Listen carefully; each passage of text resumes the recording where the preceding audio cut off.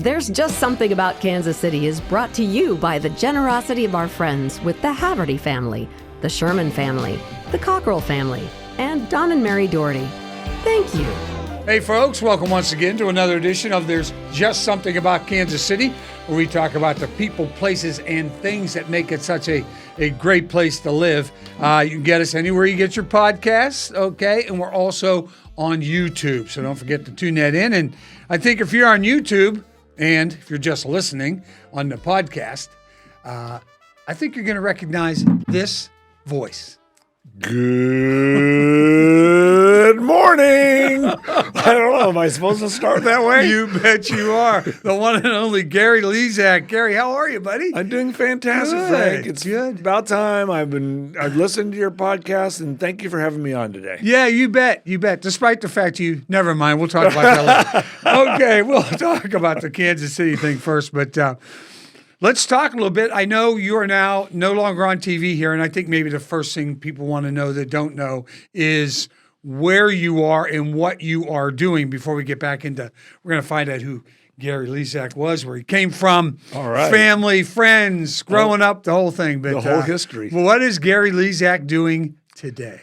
Today, well, I'm running a business. It's called Weather 2020. I started it about 15 years ago, so when it blasts off and becomes tremendously successful, it'll be one of the great stories in U.S. history, because how long does it take a startup? Does it take 15 years for a startup? Think about that. I don't know. We're working on our third year. So we're going to join right. If it takes 15 years, I'm out, okay? Because I'll be gone anyway. It won't matter. Well, Weather 2020 is very close. And we've got a technology that's been ahead of technology for many respects.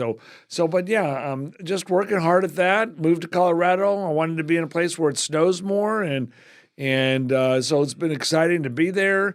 But yeah, that's what we're doing right now. Yeah, that's good. And of course, you spent a long time here in Kansas City. But before that, and we'll talk about that, Channel 4, Channel 41, of course, and the LRC, which we've all heard about so much. But let's go back with Gary Lezak. Let's go back to California. Right. Okay, warm, beautiful, whatever. Right.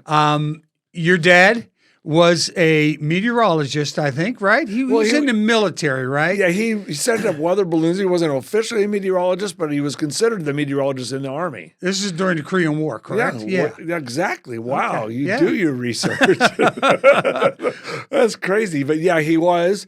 And I got pictures of him sending up weather balloons. I don't know if that led to my keen interest in weather, but maybe not. But my dad and mom grew up in Chicago. Right. And before they got married and before they had kids, they moved out to California into the San Fernando Valley.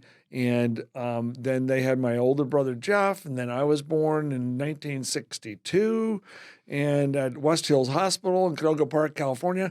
And the weather out there was boring. I didn't know any better, but by the time I was 5 or 6 years old, I was already fascinated by weather. Really? Yeah. Just because you didn't have any there, or was this an influence from your dad? What did your dad do when he got out of the military? My dad was a certified public accountant. Okay. And he actually became an entrepreneur. And I think in 1970, when I was about 8 years old, we were bankrupt, basically. My dad went into business for himself, and then he started taking small businesses, like Weather 2020. If you were alive today, it'd be amazing, because he could probably take my company and do something with it. But he would go through bankruptcy court, and he did something that no one knew what he was doing. No one, honestly, if you ask any of my relatives, they're like, what did my dad, Daniel Lezak, do? No one really quite understood. And it's almost like me. No one quite understands what I'm doing with this long-range weather company. It's It's bizarre. But my dad was a great man. And when I was about 10 years old, 9 or 10 years old, I was just turning 10, I think. You know how you have those little strips where you'd go to the dry cleaners and say, hey, you want us to clean your house? Here's a number. And they're like, oh, yeah, those little strips. Tear it off. And you tear off. Remember those? Well, I made one of those for my 10th birthday to give to my dad. And each one said, one trip to Big Bear Lake, one trip to Big Bear Lake. So I had 10 trips to Big Bear Lake that I wanted. That was my dream, to go up to Big Bear Lake, about 2.5, 3-hour drive from where I lived in the West Valley, up to about 8,000, 9,000 feet, where they had thunderstorms. Yeah. And they had snow. Yeah, and they during the had winter. snow. Yeah. So I wanted to see a thunderstorm. So one summer, it was like maybe I was turned 11 already. I said, Dad, are we ever going to do my birthday present from a year ago? and there's a chance of thunderstorms today. And he took me, and we drove 3 hours all the way up to Big Bear, just him and me, my dad and I. And there was a thunderstorm. We got an ice cream cone, and then we drove all the way back home. Yeah, right. Here's the interesting thing, too. Your mom was Kay, right? And then your dad and mom got divorced, but you were adopted, right? No. I'm sorry. Andy was adopted. Andy was adopted. Right. That's right. That's right. Yeah, I had an older brother, a younger brother, and then I was the middle child. Right. And then my mom and dad got divorced. My dad remarried Cheryl. Yes. And they had a child. Right. And so I have a half brother. He became your half brother. He's my half brother. That's Blake. right. That's right. Yeah. Yeah. So it was Daniel or Scott, Jeff, and Blake, right? Scott and Jeff and Blake are my brothers. And Blake are your brothers. So when your mom and dad went to divorce, how did that impact you?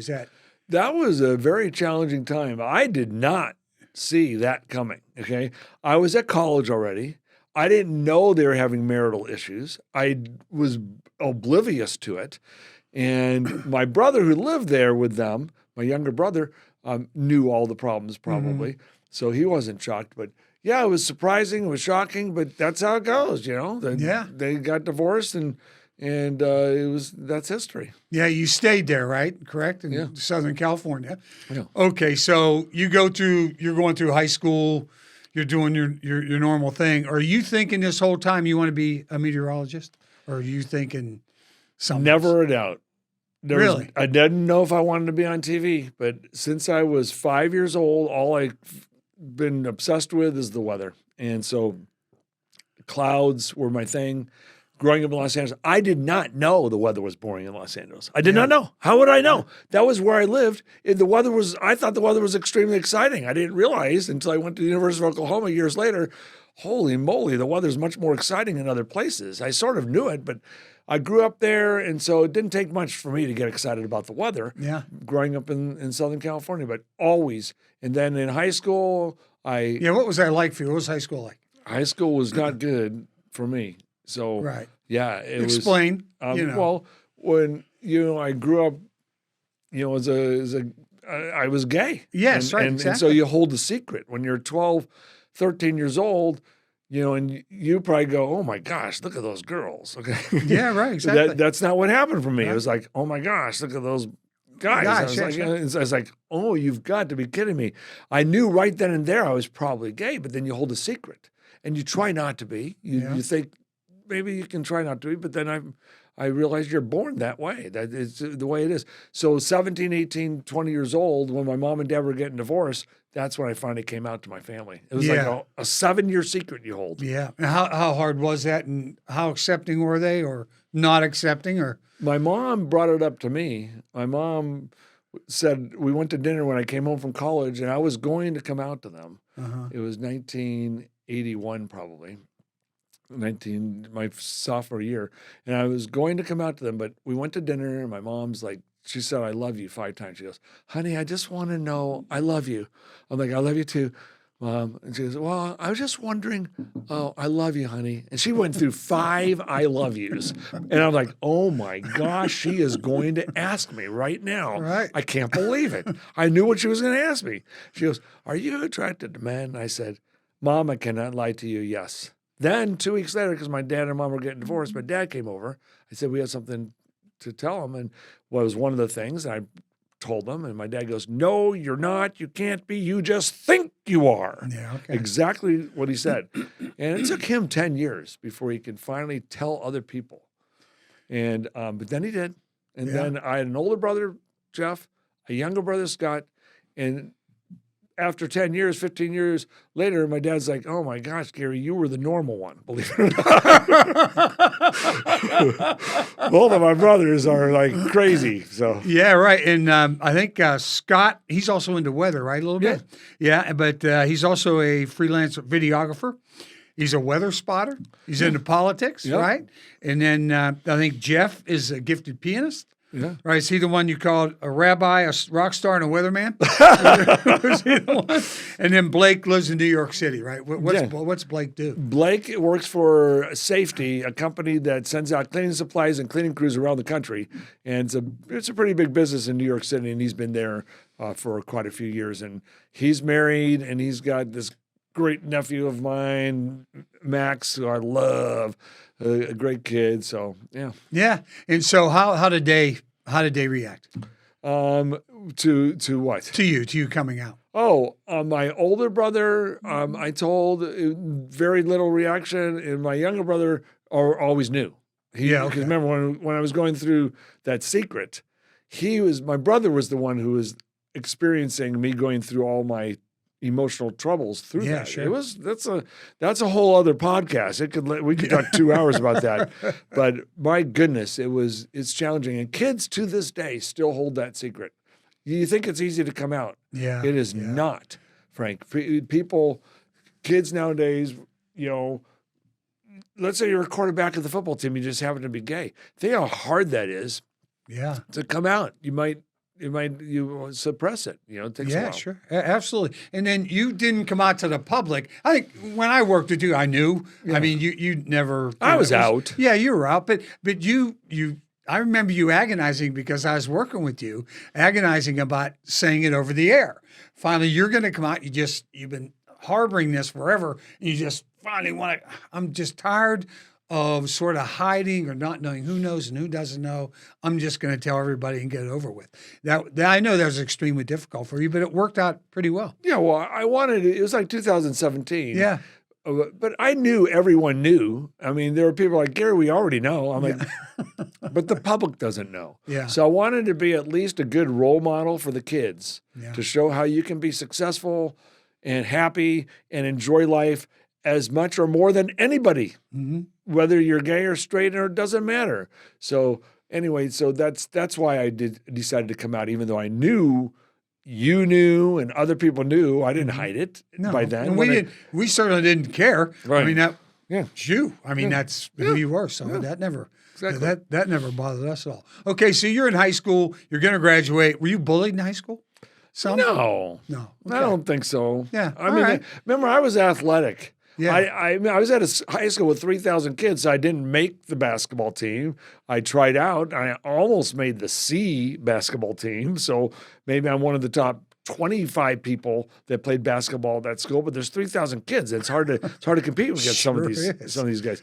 But I used to play intramural sports, and I was just athletic, and so no, my friends didn't really know, and I eventually came out to all of them. That's a whole other story as well. Yeah, but sure. But no, it's quite a life. It's a great way to go through life because you get a new perspective on Yeah. things. You literally get a perspective on things. Well, you have a great perspective on life, period. I mean, you've always been with that smile and that laugh, that's for sure. Okay, so you're in high school and you're going to be a meteorologist. You're looking for places to go. How did you pick Oklahoma out of where else were you considering going? Well, fortunately, my ACT score was high, but my grades were not. So I applied for a lot of schools, but the University of Oklahoma accepted me, St. Louis University accepted me, and a couple other smaller schools. And They're all Midwest. You all were looking to come back Midwest. I wanted to go to a place where there was thunderstorms. 'Cause I Okay. just heard that there were thunderstorms places, and I didn't know. And Yeah. so I went to the University of Oklahoma, and the first day I was there was a thunderstorm. And I said, "This is where I'm going," and so I ended up going to the University of Oklahoma. Yeah, and how was that? How was that experience? It was amazing. At 18 years old, your parents drop you off at school, and all of a sudden you're on your own, and it was just fantastic. And I grew up, and then I, as I said, I wasn't sure if I was going to ever be on TV or not, but I got very lucky. Lots of breaks, a few big breaks. We might want to talk about a couple of Sure. those. But we get to my senior year, and I still wasn't sure if I was going to go into TV. Okay, I graduated from the University of Oklahoma, but fortunately, I got an internship with this great guy, Gary England, who just passed away a year ago. He's a legend. Yeah, he in was Oklahoma. Yeah, he was a legend, and he was my mentor. And it's interesting. There's the whole story about that. But, I got a big break. And the break was because? Somebody said the F word on TV. How classic is that? I know. Did he think his mic was off, or did he get a commercial break, or what happened? What's amazing is the day of the Space Shuttle Challenger disaster, January 28th, 1986. It was that day he said the F word. But he said it before the disaster happens. So that morning, it was about 7:30 in the morning. We do the cut-ins. Mm-hmm. So this guy, Paul Bouchereau, a meteorologist, was recording his cut-ins. Back then, you see a picture of us in 1986. Now it's live or it's taped to video. But it was a picture of us with the forecast, and you would hear, "Good morning, this meteorologist Gary Lezak. Expect a high temperature of 75 today. It's going to be a great day. We'll have more coming up." Well, he went in to record his, and he goes, "Good morning. I'm Paul Bouchereau. What's going on today? There's boom." He lands the Drops F-bomb. the F-bomb, yeah. Right there. And he thought he erased it. We had this bulk eraser back then. So he erased it, he thought. The audio guy says, "Hurry up, Paul. You're on in 30 seconds." And Paul re-records, races it to the audio guy. The audio guy doesn't check it. And the national guy says, "Here's what's happening in your neck of the woods," or whatever. And he goes, "Good morning, blah, blah, blah, blah, blah." And boom. So he gets fired that morning. You know how the TV stations work. If he wasn't on thin ice, he might not have gotten fired. No, you're right. But he was on his way out. They were anyway, looking for a way to fire him. Perfect. And this is their chance to get rid of him. And so the Space Shuttle Challenger disaster happens that day. The teacher dies in the disaster that day. McAuliffe. Yeah, 7 people died, I believe, 7 astronauts, and including her. And then at about 10:30, I'm watching the disaster, what's happening, and Gary England calls me up, and he says, "Lezak." He always called me Lezak. "Lezak." You would love that. That's perfect. Lezak. I'd have thought of that. I know. Well, you can use it. Lezak. A lot of people have been using that forever. "Did you hear what happened today?" I go, "I know, this is horrible, this disaster. Paul said on the air, and you get an interview at 2:30. I'm like, "Really?"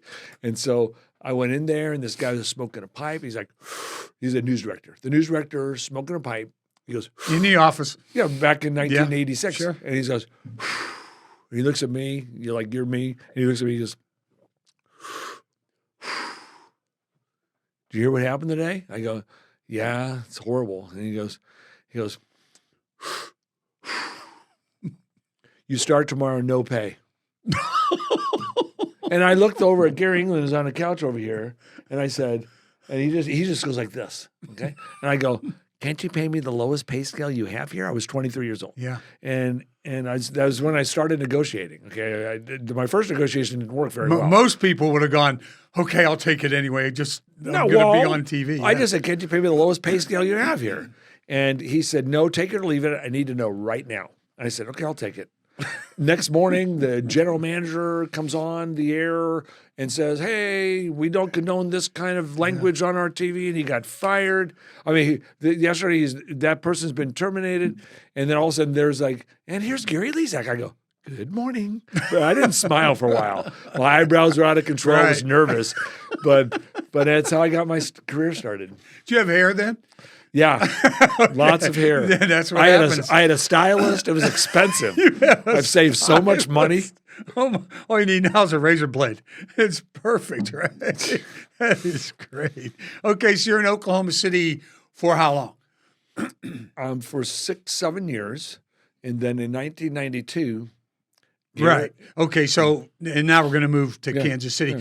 What were your thoughts? I'm sure you were sending out tapes, or Oklahoma City was just getting to a point. I mean, they have tremendous weather there. I mean, Gary England, for God's sake, as far as meteorology is concerned, he's like a god because it's Tornado Alley at that time.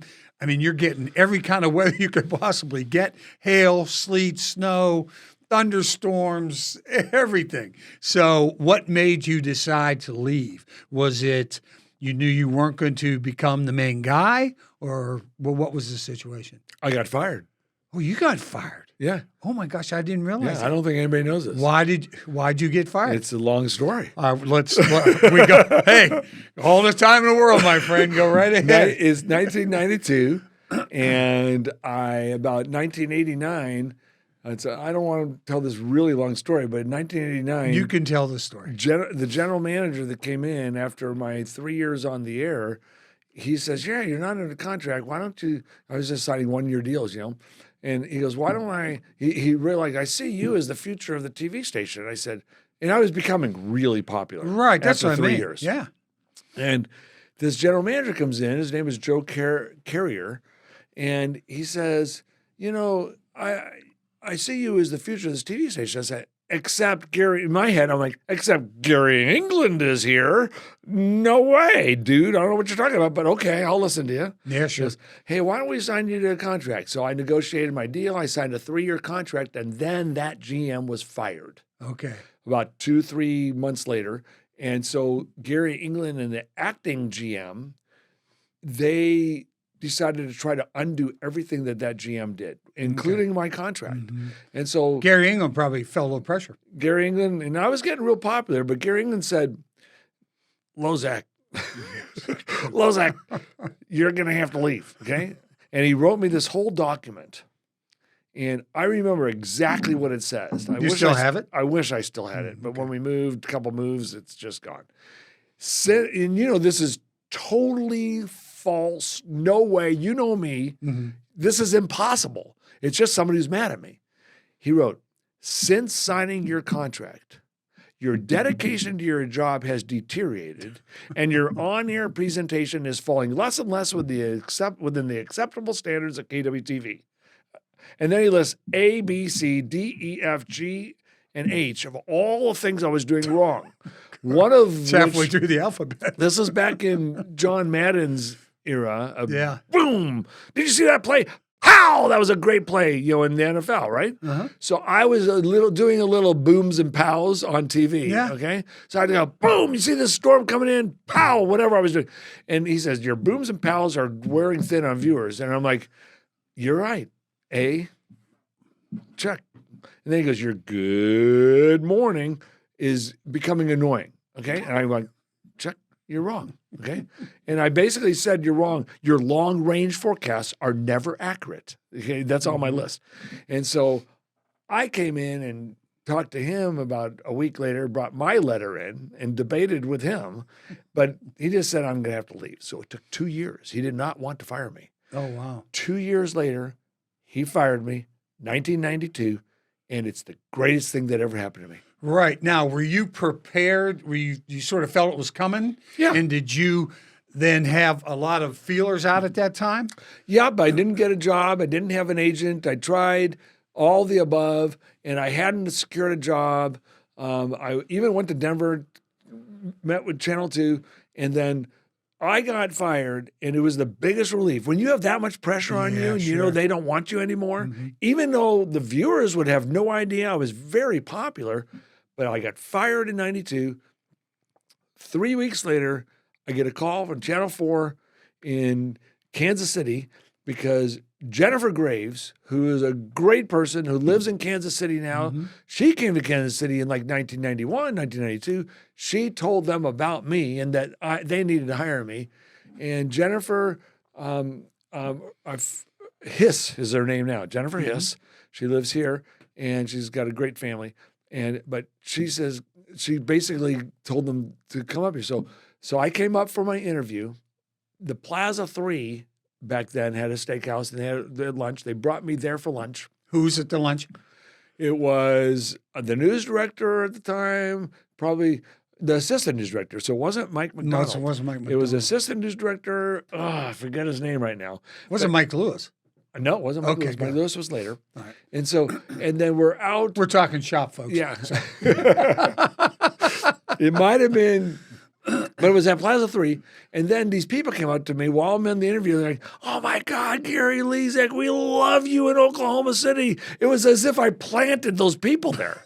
Okay. Are you sure you didn't? I know you pretty well, okay? No, I had no idea. Hey, I'll give you both $10. You tell me your No, but they came up, and next thing you know, it's like, then I went back and met with Ed Piat for about an God hour. bless him. And Ed and I are friends to this day. He lives north of Tampa. Yeah. It's amazing. What an amazing guy.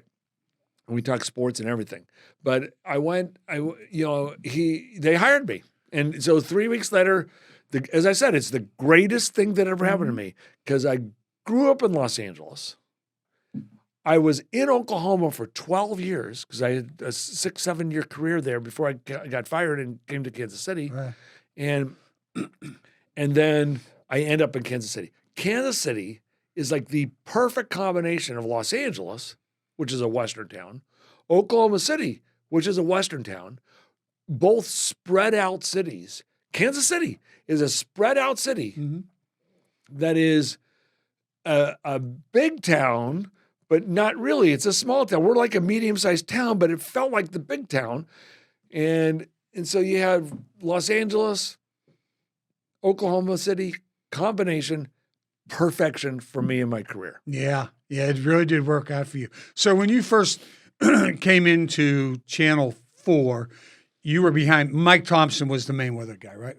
Because Dan Henry had already retired by that time. But Mike Thompson was the number one guy, and you were number 2, which I'm not sure how that sat with you. But again, you were coming from number 2 to number 2, and you were pretty content to begin with, right? Yeah. Okay. Well, I got hired there, and then fortunately, I got to meet Dan Henry. He hadn't retired yet. Okay. So he was retiring in 3-4 months. I started there. And then I knew it was close. Yeah. I started there. Then he left, and then it was Mike Thompson and me and various others, and it was amazing. It was just I started. Can I tell you the story about coming to Kansas City? Sure. There's just something about Kansas City. Absolutely. Right. So let me tell you how. Gary, this is all about you anyway. So what? Yeah, but can I tell you how great Kansas City is? You go right ahead. This is why Kansas City is so special. In 1992, I come here. No one knows me. Not one person.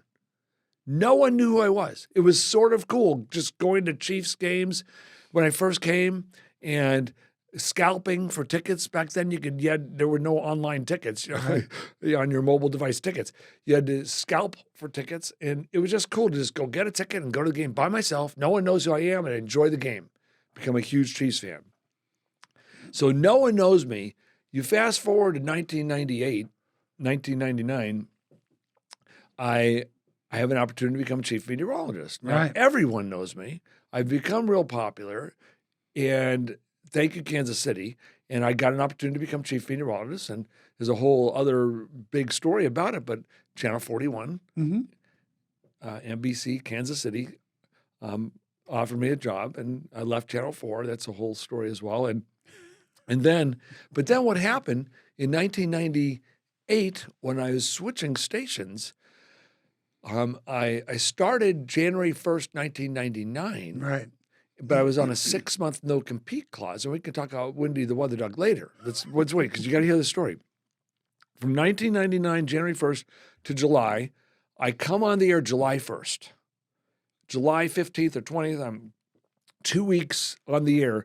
Andy, my partner, 27 years we've been together, and he took me rollerblading. I had only been rollerblading maybe once. I didn't know how to stop. And you're yet. from L.A. I'm from LA. And you rollerbladed the first time you rollerbladed. But I didn't rollerblade. I said, I can't stop. He goes, here's how you stop. We went over to like near Shawnee Mission Park, and he goes, you go down this hill, you come up the other side, watch, gravity will stop you. And he goes and does it. And I fell, and I broke my right wrist. Mm-hmm. This wrist right there. I broke that.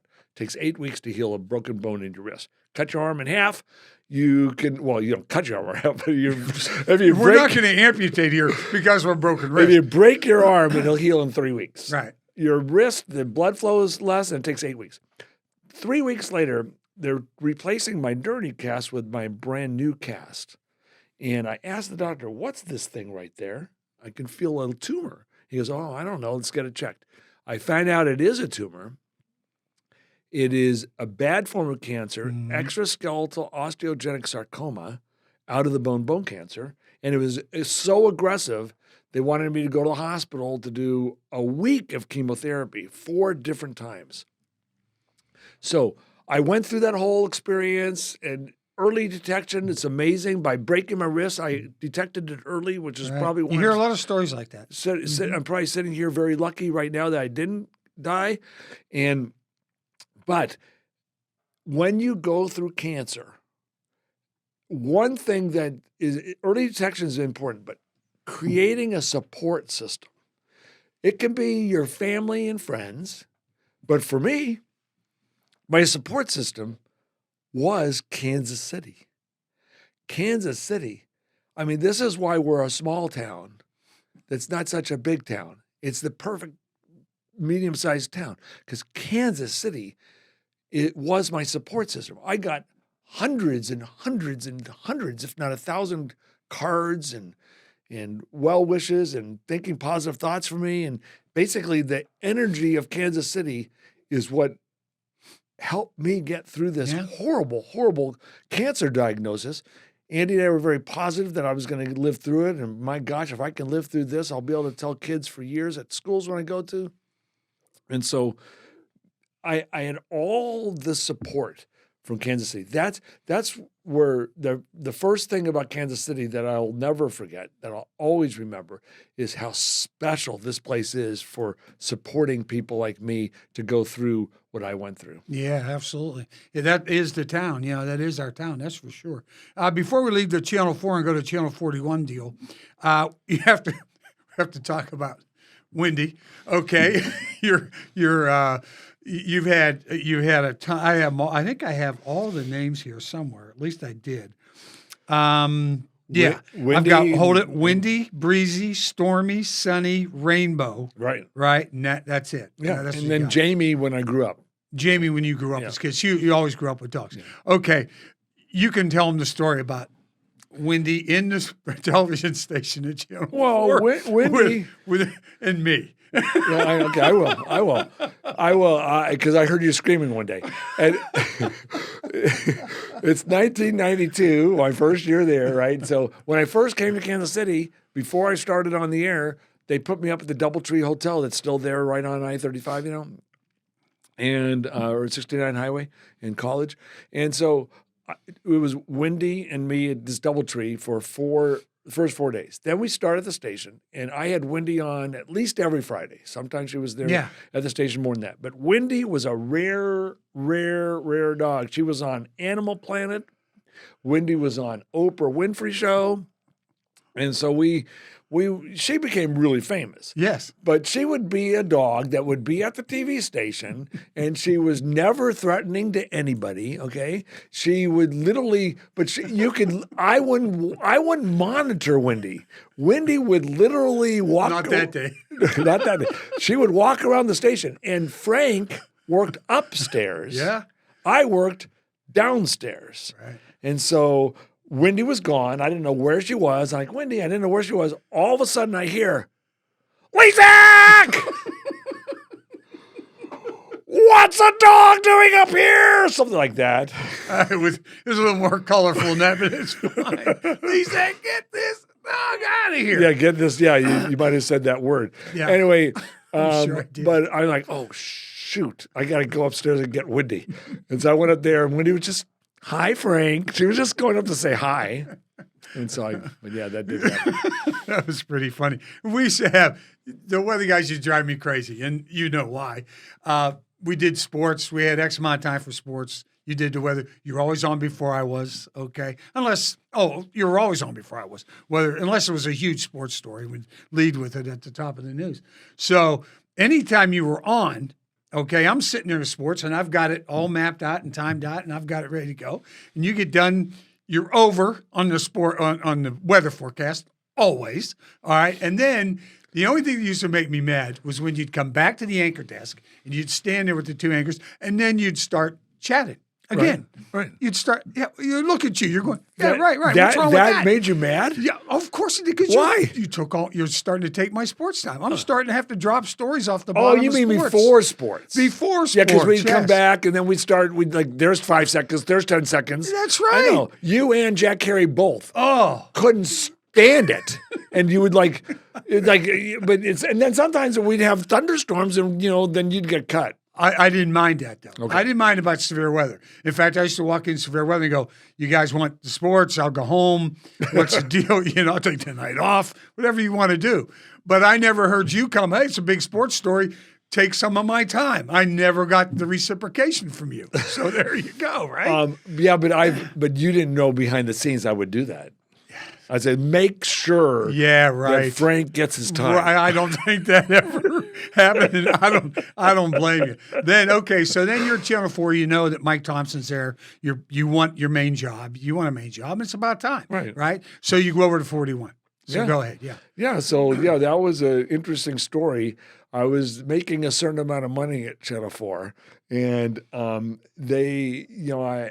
I got offered this from Channel 41, which was a lot more. So I went in, and it's Stan Knott and Mike McDonald sitting there, and The Inquisition. I I talked to my dad, who was my agent at that moment, and my dad and my older brother. I said, "Here's what I want to ask for this." So I asked for a whole lot of money, almost double what I was making. Okay, At Channel 4. At Channel 4, I Just wasn't stay. making a lot yet, and so I said, so I went up there, and Stan Knott looked at the piece of paper with this huge number on it, and he literally looks at it. And he's like, And Mike McDonald's sitting right there. And Stan goes, "Okay, if I say yes to this right now, will you sign right now?" I said, I have to go talk to my dad. And Mike McDonald goes, "You've got something else." Yeah, that's right. Okay, He knew. Mike but I knew. did have Mike something already else. knew. He already He knew. knew. Yeah. Yeah. So they knew. That's why they were just going to say yes. I asked for a huge number, but then I got even more from Channel 41. Yeah. So. So you never became the main Yeah. meteorologist. So I left, and Mike Thompson wasn't going to go anywhere. No. And so it was time for me to go. Yeah. And it worked out great. Yeah. Yeah. It This really time I did. didn't get fired. This time I got a good job. Yeah. And 6-month no compete clause. Was then you great. ended up with Jack Harry instead of me. Right. Okay. And you probably thought I was pretty nice then. You were after Jack. No, my kid. It's true. Jack's It's one of like, my- yeah, he's one of honestly, my best buddies. He's awesome. honestly, yeah. Jack and I were buddies too. Oh, sure. But we just had that sports weather relationship because we would cut into your time. So Jack was always a little angry with me, and so are you. Absolutely. Why wouldn't we be? Yeah. You're stealing our time, Lezak. Okay. If you went before weather, Oh, like I- in Los Angeles, that's something they do sports before weather. I'm sure that's why the weather guy, when I grew up, the weather guy got 1.5 minutes because of guys like you. Yeah, no, because it was 72 and sunny every day. Yeah, but That's there were why. other things to talk about. There was nothing to talk about. That's the other thing about you guys. And here's our 52-day forecast, which you ended up with the LRC. Yeah. Is exactly what you're working with now at Weather 2020. You right. had this idea for a long, long time. Started with the LRC, right? The Lezak recurring cycle. Explain that just a little bit for the people out there. Then we'll get some. I was in Oklahoma 1 year into my career. It's 1987, 1988, the winter of 1987, 1988. And that year, there was a huge winter in Oklahoma and in Kansas City. We had a 1-foot snowstorm in December, major ice storm during the holidays, another 1-foot snowstorm in January. It snowed in November, and it snowed in March that winter. Why are we getting all these snowstorms? Is it just a coincidence that 1 year? Because Oklahoma City averages 8 inches of snow a winter. Right. Well, I noticed the weather pattern that created the first storm in December looked awfully similar to a storm that was hitting again about 6 or 7 weeks later. And I started noticing that the pattern was cycling, and it wasn't just a coincidence that those two storms happened in 1 year. So Fast forward about 5 years later, in 1992, I come to Kansas City. I start telling Jeff Penner about it, and Jeff was obsessed with weather like me, unlike any other. I don't know if you know Jeff, this part of Jeff, but he's just like me when it comes to weather. He's obsessed with it, and we thought when we go into our 40s and 50s and 60s that that obsession is not going to continue. It has continued. It's just something that's in us, and so I showed him the cycling pattern. And it took another 10 years. And in 2002, I started a blog. Blogging started. Blogging got its start really in the early 2000s. And it's very interesting. Joe Loria on Channel 4, he started a blog. And about a week later, he goes, "Hey, Gary, I think you'd love to do this. There's this thing called a blog." And it was like perfect. It's funny. For me. People hearing this now go, "Well, of course, blogging." Yeah, well, no, back then it was 2002. It hadn't started. It just started. Right. So I started a blog, and I started sharing the forecasts that we were making. I would start in 2003. I'd say, "Hey, everyone in the blog," and we had a whole bunch of followers by then. I said, "Can't you see that this storm looks just like 55 days ago? We have about a 55-day cycle." And then I would say it again. "Look, this storm looks just like 55 days ago." And the blogger said, "Gary, why don't you stop telling us, here's what it looked like 55 days ago. And if you know that, then why don't you make a 55-day prediction?" So I started because of And the that's blog. scary. Yeah. Yeah. It is scary. But, I started making 55-day predictions, 60-day predictions, or even farther. They started coming true, and they started happening. And the bloggers go, "Wow, this is amazing. Let's call it the GRC, Gary's Recurring Cycle." And I said, "Okay, whatever. It's my theory, whatever you want to call it." Then the next day, somebody goes, "No, it should be called the Lezak Recurring Cycle." So the bloggers named it. And that's back in 2003. Right. And here we are 22 years later, and I'm still bringing the technology to the world.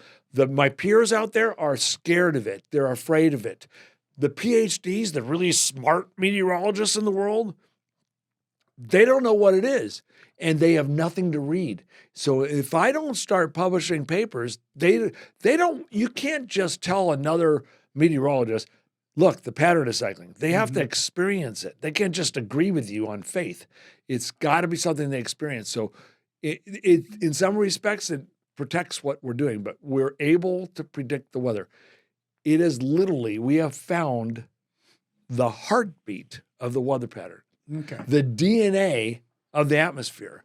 It's like, what are you going to do tomorrow? You can predict what you're going to do tomorrow. You might be right, you might be wrong. Sometimes. Okay? We're predicting the future. So it's very difficult. And to find the heartbeat of the DNA of the atmosphere and to know what it's likely going to look like 100 days from now is huge. It's going to save lives. It's going to help businesses. And that's what I'm doing. Okay, and a lot of the reason why you get pushback, and we've talked about this, I always ask you, well, then why isn't it? Because there isn't a lot of science, okay? The science of meteorology is not involved in this. This is something that you've come up with, and that's what they tell you, though, is there's not enough science to back this up. And so what's happened over the last decade, I have been doing tremendous research. I'm actually working with this guy, Dr. Madden, Roland Madden. He's 87 years old, and he's the discoverer of the Madden-Julian oscillation. It's it's in the tropics, a cycling weather pattern within the tropics, the MJO. Meteorologists know all about this. There's hundreds of papers written on that. Okay. And they even reason the pattern cycling in the tropics, so this has to relate to where we live up in the LRC. Mid-90s. So I've been doing research. I have mathematical, quantifiable proof that the LRC exists. So I am bringing that proof to the world as well. So we do have science that's backing it. If the pattern is cycling regularly, like I showcase every year, you can prove it mathematically. It is extremely difficult, and I'm a one-man research team. I know math well, but I probably need a whole university to back me. And, you need MIT or Caltech or somebody to jump on. That will happen. There will be the day. The question is, will I be alive as a discoverer of this? Yeah. Because we are able to predict hurricanes, severe weather outbreaks at a 90% clip. But every day's weather, it's not as accurate as that. Yeah, right. Okay. And you are asked to speak in front of sometimes hundreds, sometimes thousands of people about it. So it is being accepted, and you are being invited. I see the smile on your face coming up. That excites you, and that really that really just cements what you're trying to do. Right? It's a battle. I mean, I have people around me. How come the mainstream meteorology is not understanding what you're doing? Because they're not going in the right direction. Yeah. They're trying to improve the 3-day forecast, which is fine. Yeah.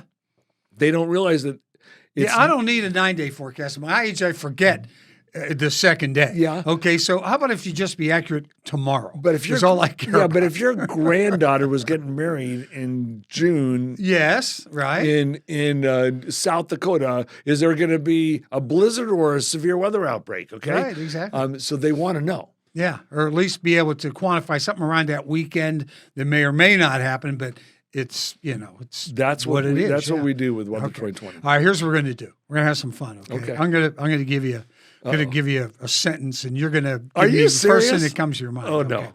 First word that comes to your mind when you hear KC weather. Casey weather. I love snow, and when it snows, it's great. I used to always get mad at you about that. If there's a tornado, forget it. Oh my gosh, I could tell you about some tornado predictions, but no, Kansas City weather is exciting, most challenging. Do you realize that Kansas City is the most difficult place in the world to predict the weather? And I was placed in this city for that. Yeah. In most unpredictable month. Most unpredictable month, probably January. Okay. Very difficult. Okay. One weather event that people still talk to you about when you see them, and they'll say, when you come back to Kansas City, or even when you're on the air. One weather event that is most talked about, Yeah. probably the May 4th tornado day. Okay. May 4th, 2003. Yep. Remember that Yeah, day? it was a huge day. You bet. Most overrated weather event ever here. Most overrated? You're supposed to answer that one. Oh, no. Every day. Okay, overrated. The most overrated weather event. Like the world is going to end today, and it was sunshine and 70. Probably, I don't know if you want to know the biggest bust? Or Yeah. okay. Sure. The biggest, Whatever comes to your mind. The biggest bust is probably my last day at Channel 4, and I left that day. It was December 31st, I believe, 1998, when I'm leaving. There was a major storm coming in. There were meteorologists on the air that evening that said, this is going to be the biggest storm. ever There's in going to be a history, yeah. foot of snow. I've heard of those, yeah. And I remember, and I went for less than that, but still said it could be a significant snowstorm. That morning on January 1st, I'm like, this isn't happening. And it didn't happen. We had like less than 1 inch of snow when a foot of snow was forecast. So when you guys That is not good news. You catch a little hell. At that point. People remembered that for a long time. Yeah. So how did you feel when you missed the forecast like that? Not particularly. You thought it was going to rain all day and it rained for an hour or whatever, but when you miss a forecast, there's been a few misses, and I don't like that at all. I hate that. What I can't stand is when we're right. People say we're wrong. There was one time. I know you might have more questions. There was one time.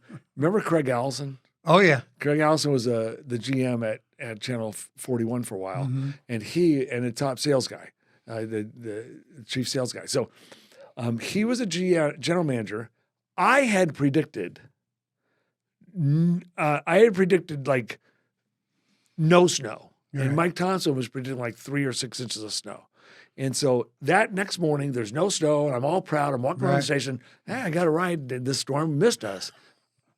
And I walked into the lobby there at Channel 41, and there was Craig Allison talking to somebody. Look outside. Where's the 6 inches of snow? So much for that forecast. And I'm standing right there. I look up and I go, Craig, I said, did you watch me last night? He goes, no, I didn't watch. I was watching Mike Thompson. Yeah. He said, I don't watch you. I knew what you were going to say. Yeah, exactly. Okay. And I'm like, That always makes you feel good. you're right. So anyway, even when we're right, sometimes we're wrong. Oh yeah, absolutely. Weather myth you'd like to clear up. about weather, some myth that people say all the time. That is not true. It doesn't happen. Well, a big myth is like sometimes there's these wives' tales, these old wives' tales that say, hey, if it rains on Easter, if it rains on Easter Sunday, it's going to rain every Sunday for the next 12 Sundays. That's not going to happen. Yeah, right. Okay. So they just said it was something. Okay, and so with that in mind, what weather app do you hate? What weather app? I hate them all. Hold it. You do have one favorite. I do have the Global Predictor is a great weather app, but it's No. I didn't mean favorite. I mean one favorite you hate. no, I hate them all. All weather apps suck. Okay, because here's what weather apps do: they change the forecast every 6 hours because they're using data from the computer. And so it'll show a snowstorm on Saturday, and then you wake up the next morning, there's no snow on Saturday. Yeah. And then it snows on Saturday. So which one was right? The one that said no. Apps are so wrong. It's not good for my profession because it gives people the idea that, hey, you can't predict the weather because they're looking at their stupid weather app. I said, stop looking at your weather app. I'll give you the forecast. Okay. Farmer's Almanac. It's right 20% of the time. You and Mike Boddicker, the former Royals pitcher, you guys go back and forth on the farm because he uses the Farmer's Almanac. I mean, he really does. I know. All right, he just, Lezak, you're full of it. You know, Farmer's Almanac says whatever. Here's the Farmer's funny. Almanac. Hey, the forecast for the first 2 weeks of June. Yeah. Warmer.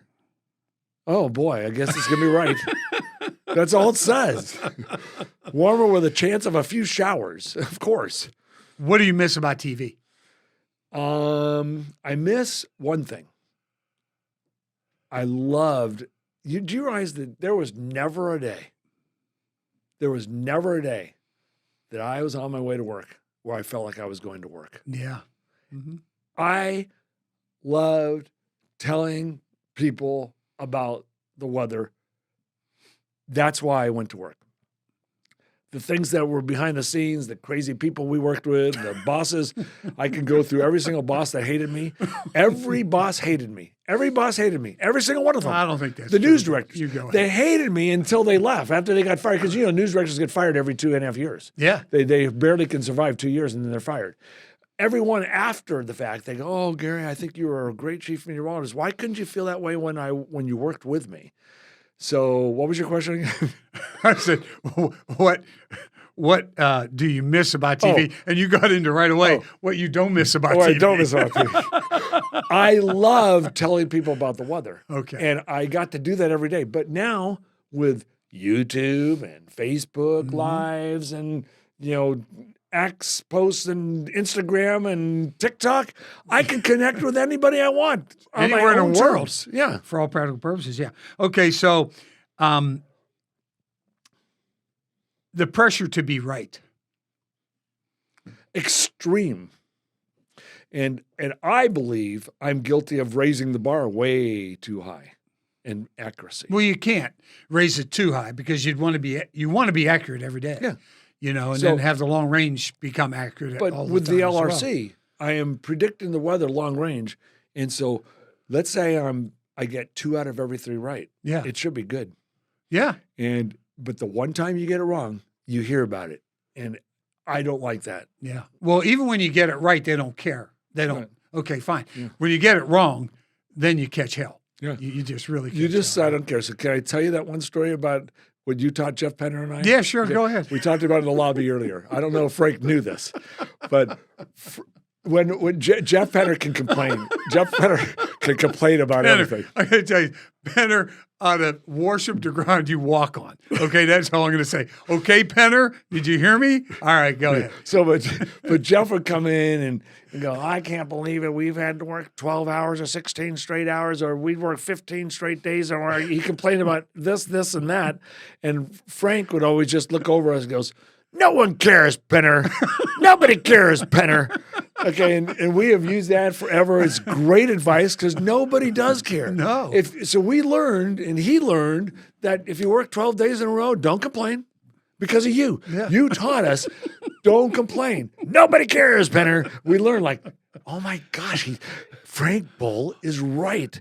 Nobody cares. Okay. AI.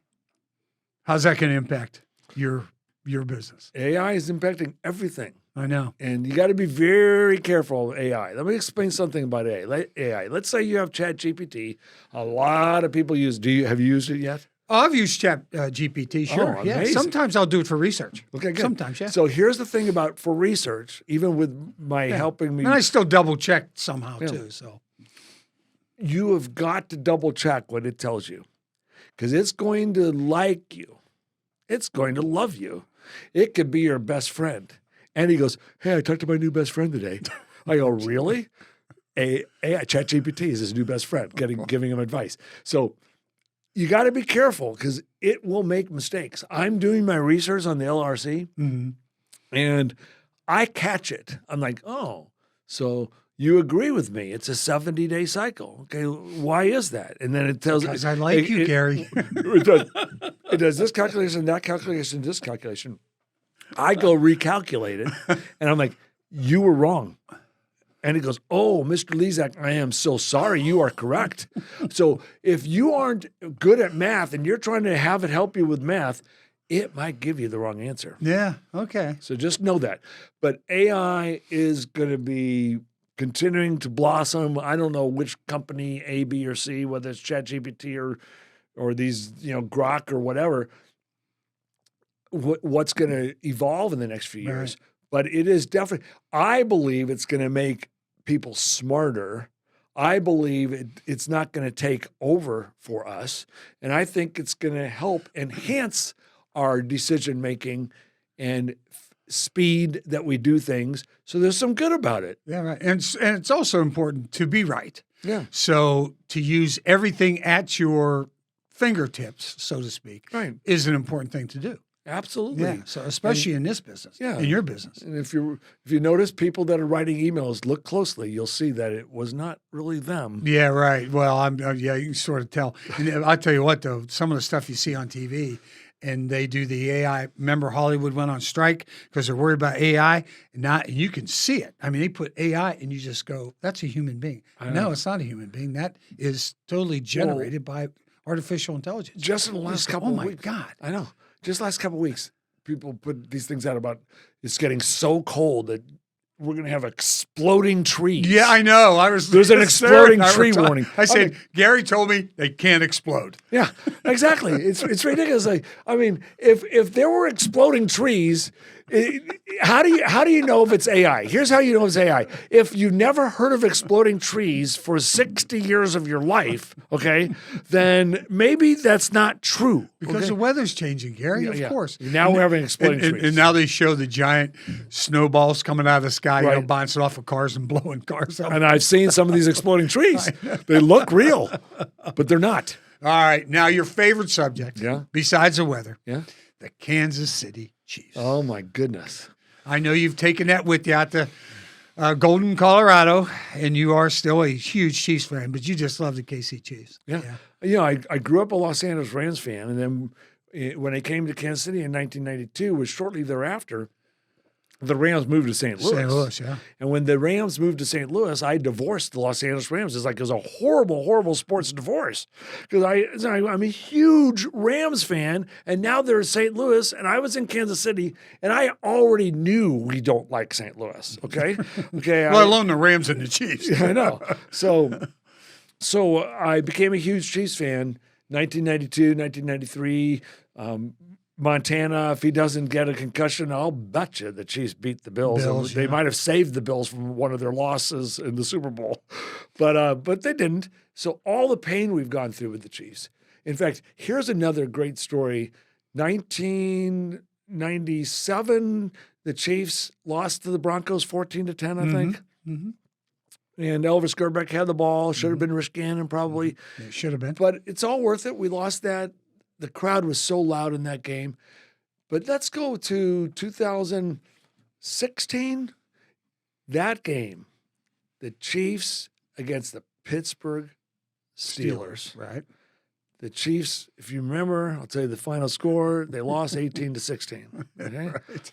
But being at that game, And I never drank going to the game. I got such a high by being at these football games, Chiefs games.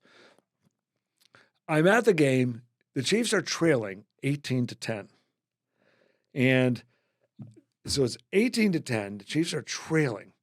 And I'm like, oh, I can't believe we're going to lose. And Alex Smith is starting the drive. They're going to try to drive down the field. And Tim Grunhard is in the commissioner's booth. Okay. And I was like, he says, Gary, he texts me. He goes, Gary, do you want to come to the commissioner's booth? And I'm like, I wasn't thinking Roger Goodell at that moment. Okay? Right. I was like, the commissioner's booth? Sure. And he goes, Bill Cower's here. And I'm like, Andy, you want to go meet Bill Cower? And Andy had a couple of drinks. No. Yeah. Never happens with Cheesecake. Yeah. So he goes, oh, I'd love to go meet Bill Cower. Okay. And so we go upstairs. He goes, come to this suite. Just, I'll walk out. I said, I'll be there in 5 minutes. So Andy and I go up there, and we walk in. It's Bill Cower in there, Bill Cower's wife, Tim Grunhard, a friend of his, me, Andy, Roger Goodell, and then somebody that I looked like might be Roger Goodell's bodyguard. I'm not sure. Okay? Probably. That was all that was Handler, at least. Yeah. handler. It was all that was in there, okay? And so Alex Smith's driving the Chiefs down the field. Tim Grunhard, his friend, and I are really into it. Andy's really into talking to Bill Cower, okay? And Bill Cower's trying to watch the game. I know. Because he used to coach the Steelers. And Bill Cower had that scowl. And coach the Chiefs. You know that scowl on his face? Oh, yeah. Yeah. I know. He had that scowl on his face the whole time. And so it's 18-10. The Chiefs go down the field, and Alex Smith throws the touchdown pass. It's 18-16. The crowd is like roaring. I'm jumping up and down, and Tim Grunhard and his friend were jumping down, but they've got to go for two. There's like a minute 40 to go in the game. They've got to go for two. And Alex Smith, by the way, there was at the 2-minute warning, I told Roger Goodell all about weather 2020 in the LRC. Okay. So you can predict NFL games, especially Super Bowls, right? Yeah, well, he should. He should hire me for sure. I'm sure he'll remember me, okay, but because I took over his 2-minute warning. So anyway, it's 18-16. They score with like a minute and a half to go, and Alex Smith goes back on the 2-point conversion, and he completes it. Me, Tim Grunhard, and a friend, and Tim was he's a big guy. Bigger guy than and so he is now, all yeah. three of us are like together, jumping up and down. The crowd's going crazy. We just tied it up. It's 18-18. Oh my gosh. Okay. And Roger Goodell's right over here, and Roger goes, holding. I go, what? Holding? I look down, holding. They call holding. Sure. Okay. And I don't know if it was on Fisher or somebody. And so then they were going for two from the 11. Yeah, right. So, Different and they story. missed it. Yeah. Okay. But then what happened next, and I will stand by this. Arrowhead Stadium has been loud. Kansas City fans are the greatest fans in the world, and we get louder than anybody. Okay. And it's 18-16 now, a minute and a half left. The Chiefs have 3 timeouts. First down. Nothing. Roethlisberger did nothing. Second down, maybe they got 2 yards. They're on like the 10-yard line. It's third down. If the Chiefs stop Roethlisberger on third down, the Chiefs get the ball back with a minute and a half to go, and maybe they're going to kick the field goal and win 19-18. Right. Okay? Oh, my gosh. The crowd on that third down, it was, and I'm in the booth with Roger Goodell, it was louder than ever before. And I'm going to go back to 1997 when Elvis Grbac, it was loud in that game. But this was louder than ever. And I'll stand by that. Louder than ever. And Roethlisberger goes back on third down. I watched the ball go in the air, okay? Okay, because Alex Smith didn't throw the ball in the air like that. And it was like in the air. I'm like, oh my gosh, there's no way. And it landed in some Steelers' arms. Yeah, sure. That was it. First down. It Game was over. From extremely loud to completely silent. Yeah. And you could hear everyone's steps walking out of the stadium. And I've heard everyone's steps walking out of the stadium too many times. Thank you, Patrick Mahomes. Okay. I hope he rehabilitates. Yeah. There's something about this. Let me ask you this question. Sure. How important is it? Perspective. Just the word perspective. Mahomes watching this whole playoffs for the first time after all these years being all the way to the end, 7 straight AFC championship games. You can argue he could have gone to 7 straight Super Bowls. How important is perspective? Because he's getting perspective right now. Yeah, he is. I just hope it doesn't motivate him to try to get back too soon. Okay. That's all. I just want them to err on the side of caution. Right. If you want him to continue on till he's 40 or at least late 30s, he's got about 8 more years of that. Okay, if he goes into 40, I don't know if he's going to play till he's 40. Most people don't play to 40. No, they don't. Just Tom Brady. I mean, Stafford might retire at 37 here. Yeah, right. But and because they do take a beat. But I just don't want a situation where he talks everybody into coming back too early from that leg, because it's going to be very important to be 100%. And he might not come back completely himself yet. Yeah, right. Exactly. Mentally, you got to overcome it as well as physically. Okay, you've been injured first time in your life that kept. I mean, he's been hurt before, but nothing like this. But perspective. Do you think that it'll motivate him? He's probably sitting there going, "Oh, he's motivated." And Brett Veach's probably going, How can we not beat these teams? I know. Well, yeah, that's because you finished 6-11. How's that sound? Okay, I mean, you got a long way back. You got a long way to come back. So here's my scary thing about the Chiefs is like they literally became the worst team in the NFL at the end. I know they're on their 3rd string quarterback, but yeah, they looked terrible. They lost to Tennessee and the Raiders. They were not good. They were not good. Always keep that in mind. How'd we end up talking sports? You always just want to talk weather, and all of a sudden you're talking sports now? Was that the deal? Well, you still stealing time from me? On Is that what you're trying to do? On Sports Radio 810, the running joke was that I don't even do the weather. Oh. I just did sports. Oh, gosh. Lucy? Our dog Lucy? Oh, yeah. Well, we have a dog called Lucy, and I can't hear her. Sarah's yelling at me through the screen. I can't hear you through the door. She'll come in and she's going to come in here. Yeah, she will. What's the question? How do we get Lucy? Oh, we got Lucy because of you. I forgot. Yes. How did you get Lucy, Frank? Wayside Ways. Wayside Ways. Really? Yeah, it was you recommended, and we waited for a litter of golden retrievers. They came out of Clinton. It was a puppy mill. God bless them. And it was right during COVID, and she ended up talking me into a dog. And we've got Lucy now. That's awesome.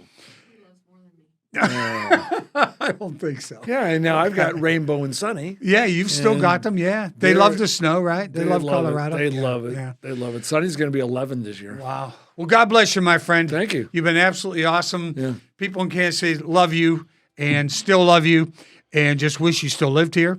And we all miss you, but we're glad when you come back, you get in contact. And you're one of the reasons there's just something about Kansas City, my friend. And when there's something about Kansas City coming in weather-wise, you know I'll be there. So check out my social media, right. And I'll say hi. I will. And Penner, remember, no one cares. Nobody cares, Penner. There's Just Something About Kansas City is a registered 501c3 nonprofit organization with the mission of documenting the stories that have built our city to inspire and educate generations to come. Our work is being made possible by the generous support of local partners like you. You can help us share these stories by becoming a sponsor today. Visit somethingaboutKC.org to learn more.